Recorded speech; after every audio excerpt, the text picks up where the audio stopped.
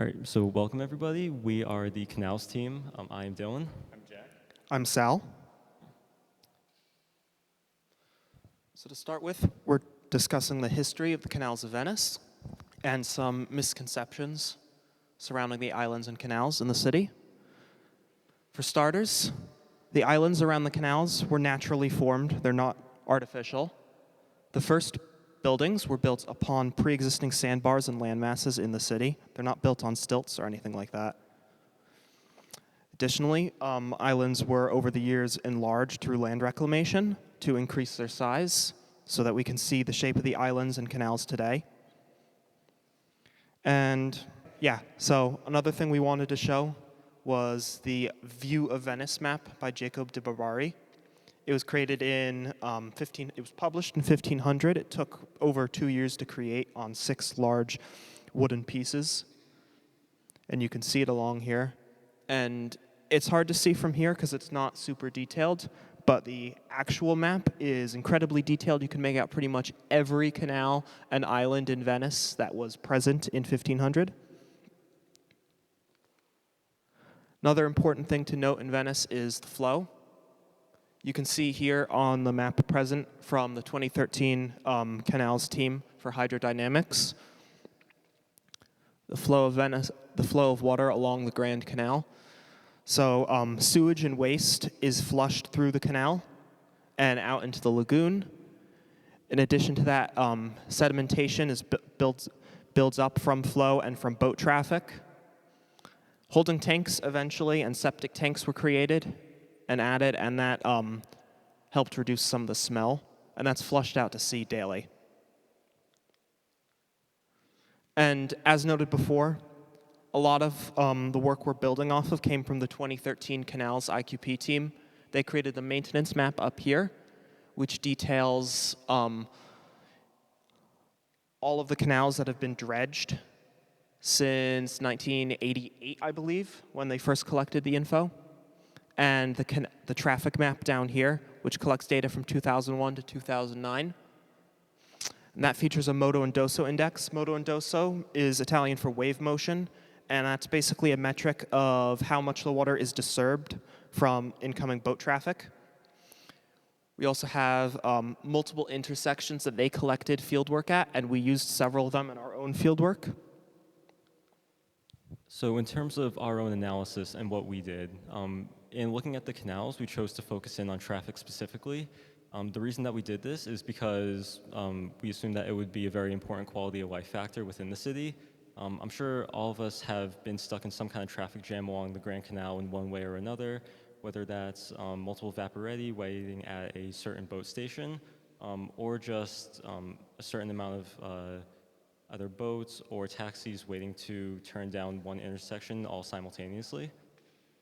We also believe that our work on the canals can help other canal-based cities, such as Bangkok, Amsterdam, and Copenhagen, just to name a few. So the goal of our project is to understand traffic patterns in the Canals of Venice, and we want to know what causes these traffic patterns and how they affect the city. So the first thing that we need to do is we need to have data on how the traffic behaves. Once we have this data, we need to make sure it's in a format that we can use to analyze it. So the most important calculation that we've done is the congestion metric, and we'll get more into that later. But once we have all the data in a usable form, we can analyze the data, create graphs and visuals, and just see what we learn from the data. Okay, so as I mentioned before, we took several intersections from the previous traffic map and used them on our own. So in total, we looked at 8 different intersections, 5 of them along the Grand Canal at Piazza La Roma, Cannaregio, Rio di Noale, Rio di Sao Paulo, and Rio Nova Regione, and 3 others at other locations, Eschiaria, F Nove, and Giudecca. We conducted our fieldwork between the time of 9:30 and 1 p.m., usually consisting of 1 to 3 people, depending on how much boat traffic we expected there. Okay, so what specifically did we do at each of these intersections? As you can see in the picture in the middle, we broke each direction stemming from these intersections down into weathers, typically from A through C. We first, for every single boat that came through these intersections, we took note of a few things, such as the type of boat that it was, which is broken down in the color-coded chart on the right. We also took into account the direction that it was coming into the intersection from, as well as the direction it was leaving. For certain boats, such as taxis, we took into account the number of people that were on those boats. And for cargo and freight boats, we looked at how much cargo they were carrying as they passed through the intersection. And then in terms of actually applying this data, one of the ways that we did this was by creating the congestion metric that we mentioned earlier. It runs off of the total number of boats that pass through an intersection, as well as the time spent there, which was 3.5 hours for all of our locations. It also takes into account the width of the canal, which we determined from ArcGIS. And obviously, as mentioned earlier, the number of boats was gotten from our turning movement data. So once we've collected all of the data, we can begin analyzing it to see what we learned from it. So one of the first things that we can do is we can add up all of the boats that we've observed and see how the distribution of the boat types is. So that's what this graph on the right shows. On the outer ring, it shows the boat types. There are 26 of those. So we split it up into 4 categories. We have people transport, which is just boats that are made for transporting people. We have cargo, recreation, and other. And some things to notice for this is that people transport makes up the majority of boat traffic and all the intersections. And the taxi is like the predominant category type for that category. And so moving forward, there are a lot of different variables that we collected for our data.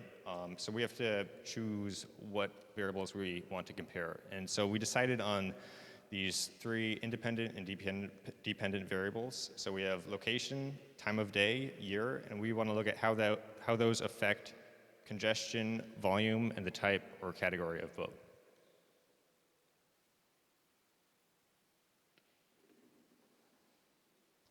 Where's the heat map? There's supposed to be a map here. So there's supposed to be a heat map here, and basically some takeaways from what it was supposed to show is we see the most amount of congestion generally around Piazza di Roma, as well as Rio Nuovo Regione, and that's attributed to the total amount of boats that we saw in those areas, which ended up being the 2 highest counts that we observed. Also, kind of getting more into the central area of the Grand Canal, around Canna Reggio, as well as Reno di Novale. There was a significant amount of congestion there as well, also due to the volume of boats that was going through that area.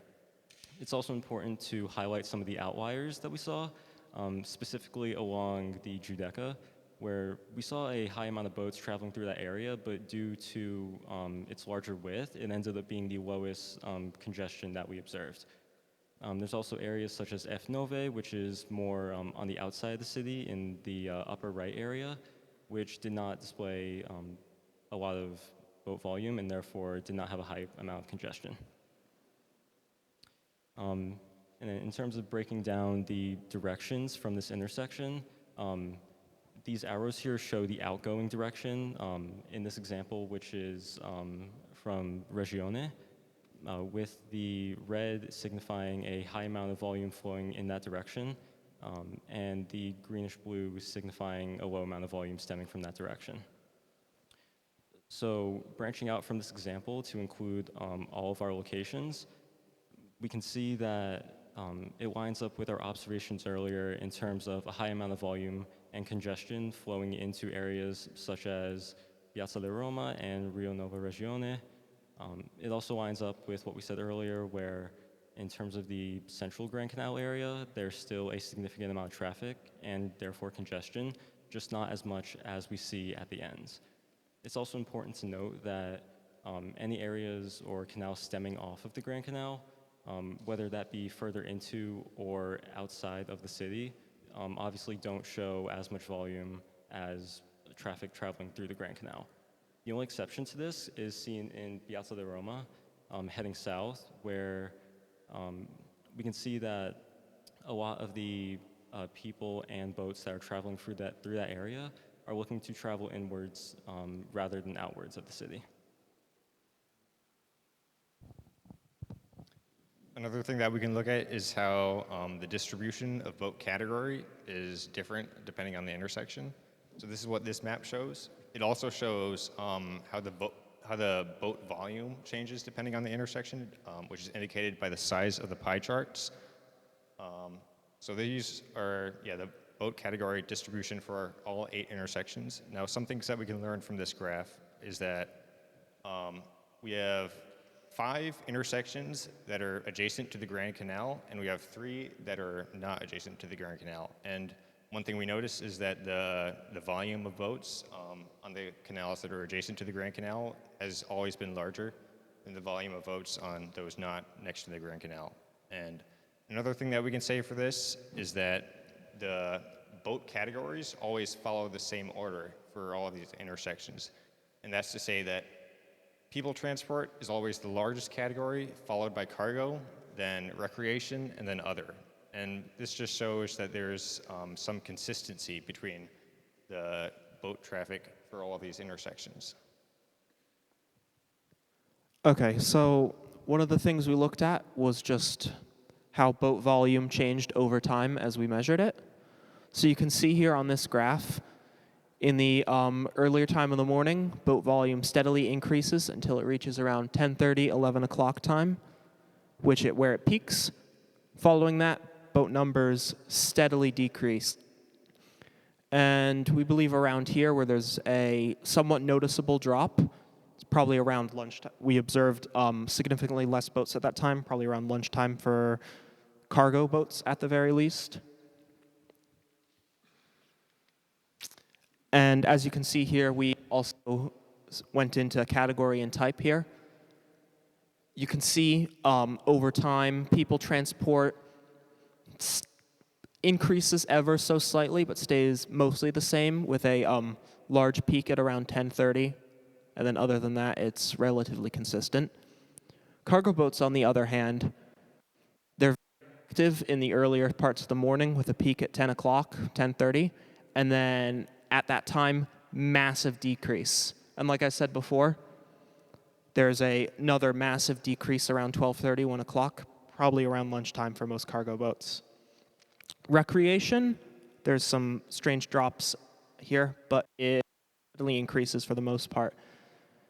With other, which includes a couple of boats, most notably waste transport, trash. That happens more in the earlier parts of the day with a peak at 11 o'clock, and then the other decreases just like cargo. So we were also able to look at past traffic data from 2001 to 2009 and compare that to our data that we collected this year. And so what we show here in this graph is the volume and for the 4 different categories and how they change over these years. So we can use this data to show a trend. It shows that it increases, and we can quantify this. The total slope increases by 5 boats per intersection per hour per year, and that's not really a very intuitive way of imagining this data. So what that basically means, though, is that we expect it to be, the traffic to be 2% greater next year than what it is this year. And we expect it to continue to increase linearly, so that means in 5 years it'll be 10% greater than what it is this year. And it might not seem like that significant, but it can add up over time. So as we can see at the beginning of this graph, it has basically doubled between 2001 and 2025. Another thing that we can notice here is that the people transport category, which is shown in red, it increases by a lot more than any of the other categories, and we'll go into why this is the case in the next slide. So what we did here is we broke up that people transport category into the 2 largest types of that category, which is the taxis and the vaporetti.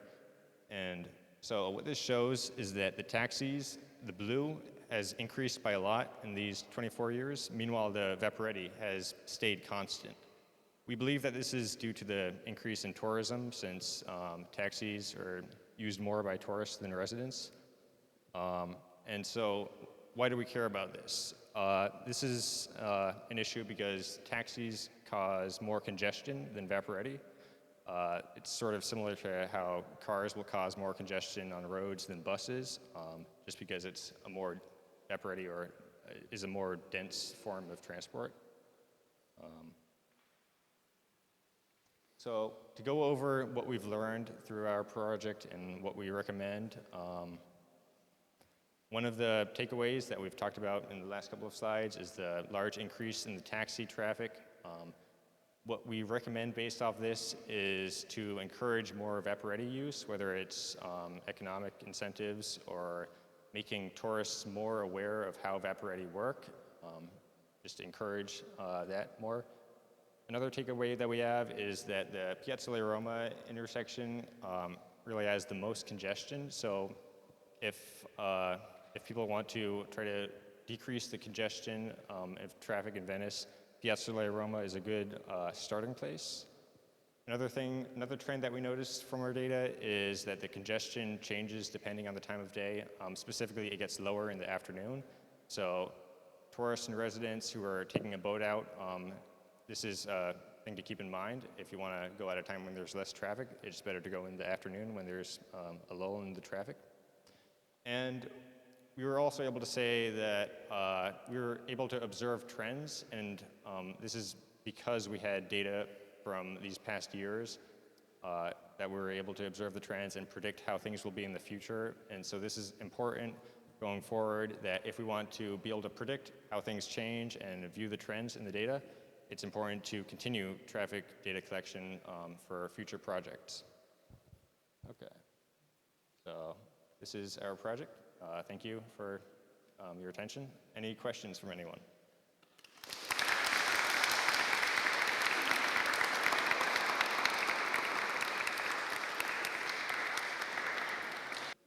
Question? Yep. So correct me if I'm wrong, but it's basically saying in terms of alternate routes, aside from the Grand Canal, what's the best way to get from one corner of the city to the other? Okay. So in terms of the locations that we went, we wanted to go to areas that we knew were going to contain a high amount of volume. Therefore, we didn't go to those smaller canals. So to that, we can't say that going down these smaller canals and taking those alternative routes would be better than traveling down the Grand Canal. But we can't say that despite its high amount of traffic, it's still very efficient to travel down the Grand Canal. Obviously, depending on which area you're in, you might want to minimize it, especially in the areas that contain a high amount of public transportation. But it's definitely not something that you should just completely avoid from point A to point B.